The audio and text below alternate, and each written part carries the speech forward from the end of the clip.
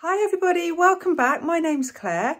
I'm about to do the base for a commission. I've been asked by a local cafe owner if I can do a fluid art logo for them. So they have their logo designed, but they want it on a painting, on a canvas with a fluid art design behind it. So it's actually going to be a real challenge. The logo, I'll include a photograph.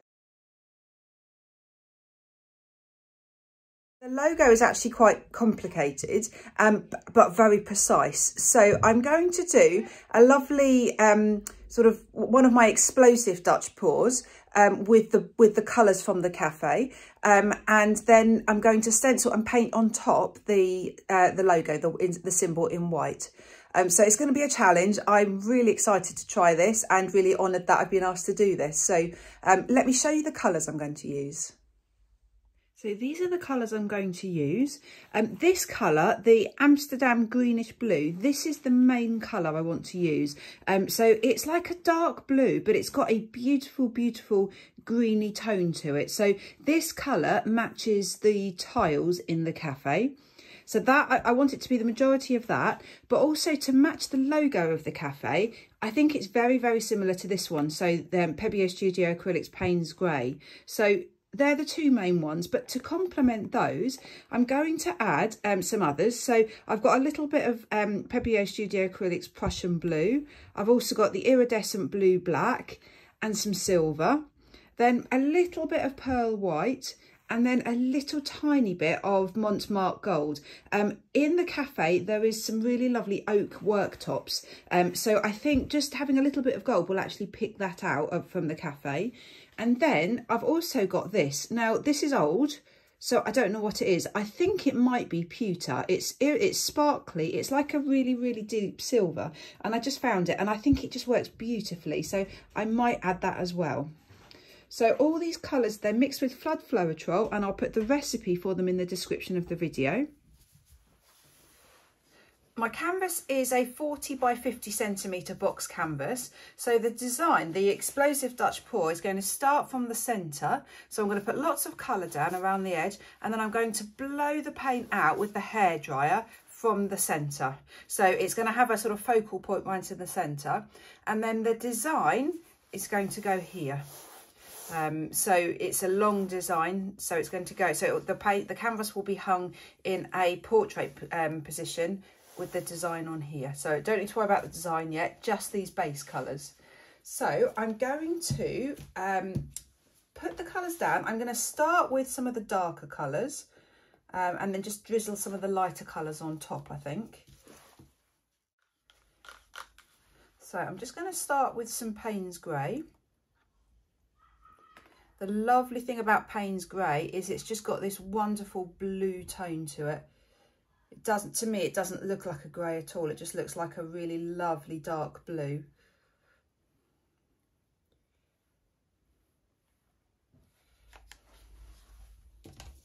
So let's add to that a little bit of the iridescent blue black.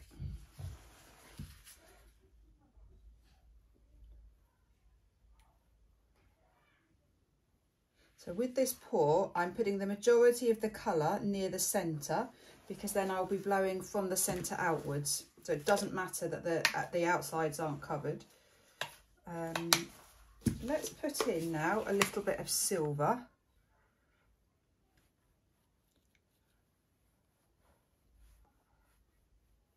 A little bit of Prussian blue. Now this is interesting because Prussian blue and Payne's Grey in the bottle and the tube just look identical, but they're not. Look at the difference. There's a big difference.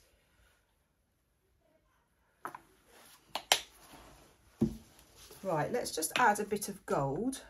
Now I don't want too much gold, but actually, yeah, it's really, the contrast is lovely. I really like that.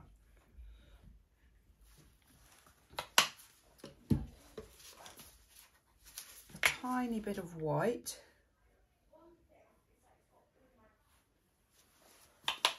and then the Amsterdam greenish blue.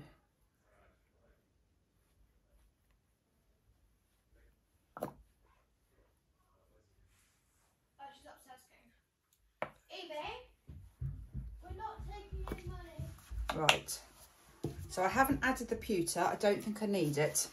So let's blow this out, see what happens.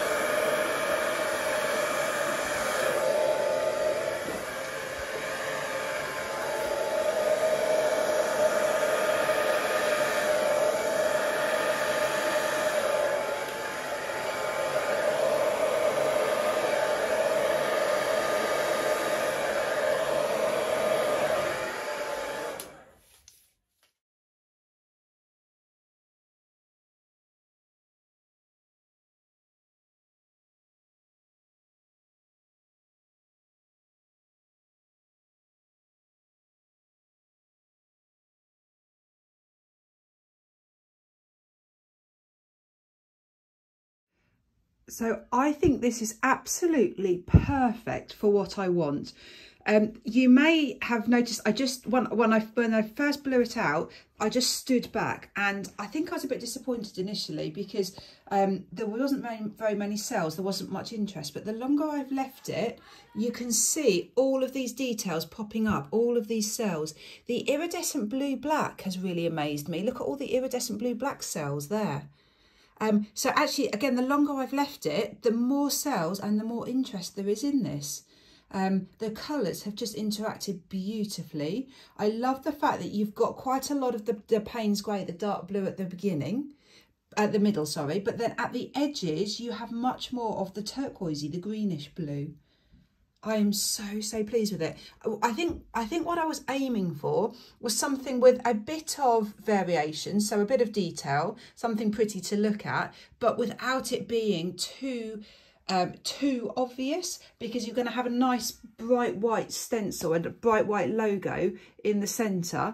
So I think I might have got it right first time. I thought initially I was going to be scraping it and doing it again.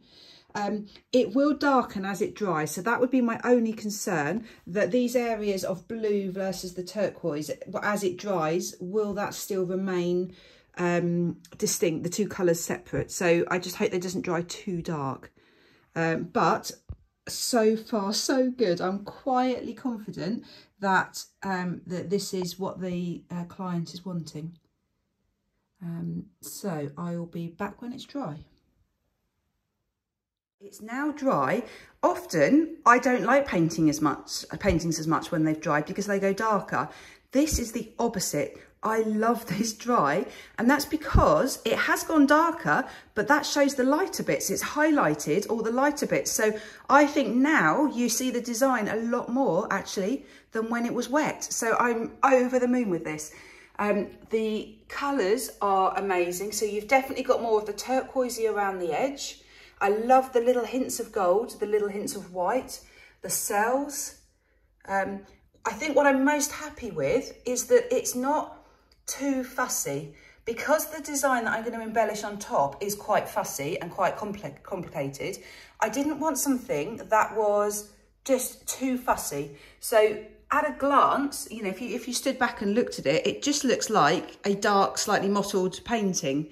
If you look close up, you do have quite a lot of detail, but I just think that's going to work well with the embellishment over the top. I think if I'd put more gold or more silver or more white, it would have been so much stripier. I think that would just detract from the end result once it's embellished. So I'm really happy with this so far. So the embellishment now is going to go here in the centre. So I'm now ready to start embellishing. I've got the logo here and I've printed it out on cardboard so it's a bit firmer, and it's on 2 pieces of A4 cardboard. So I've just cut out the centre. So I've got the template here. So what I'm going to do next is put the template on here. I'm going to blue tack it down. I'm going to measure all the edges to make sure it is exactly the right place, exactly in the centre. And then I'm going to draw around the edge. So then I can remove this and I will have the edge of the template there ready. And then I will repeat that with this. So I will next just cut this. Oh, sorry, you're not looking at my finger. I'll just cut along this edge here, remove the white bit and then put the central bit in again and draw around it. And I will keep cutting away and then keep drawing around until I have all the design drawn out on here.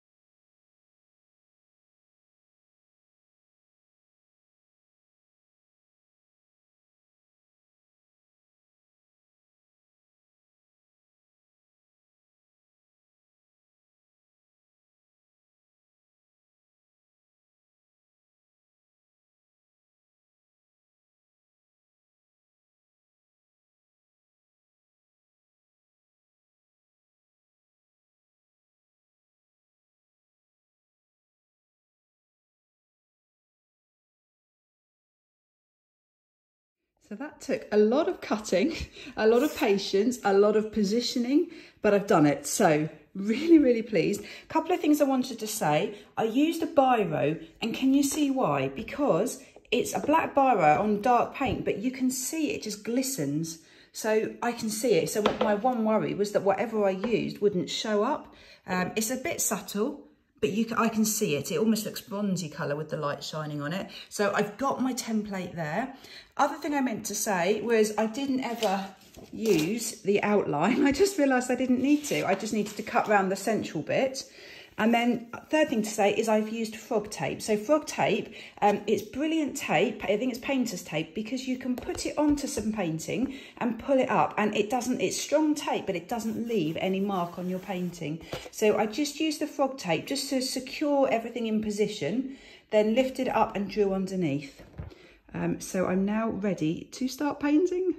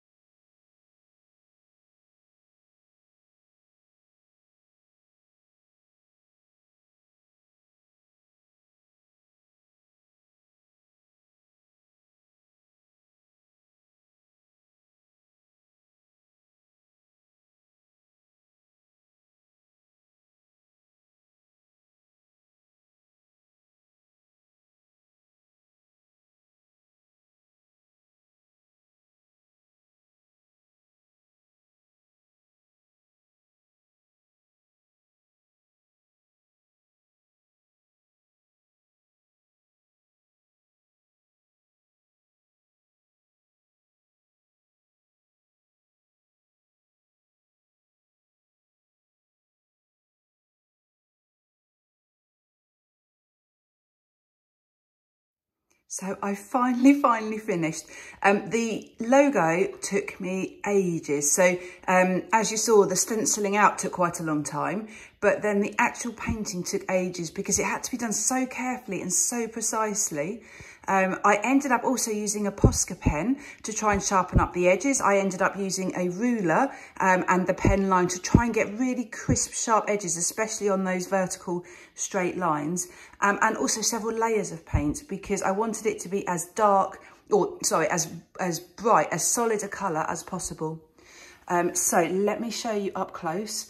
I absolutely love this contrast. So this stark white against the dark blues. I'm really happy with the balance of the white versus the background, because I didn't want the background to be too fussy, because otherwise it would detract from the design, from the logo.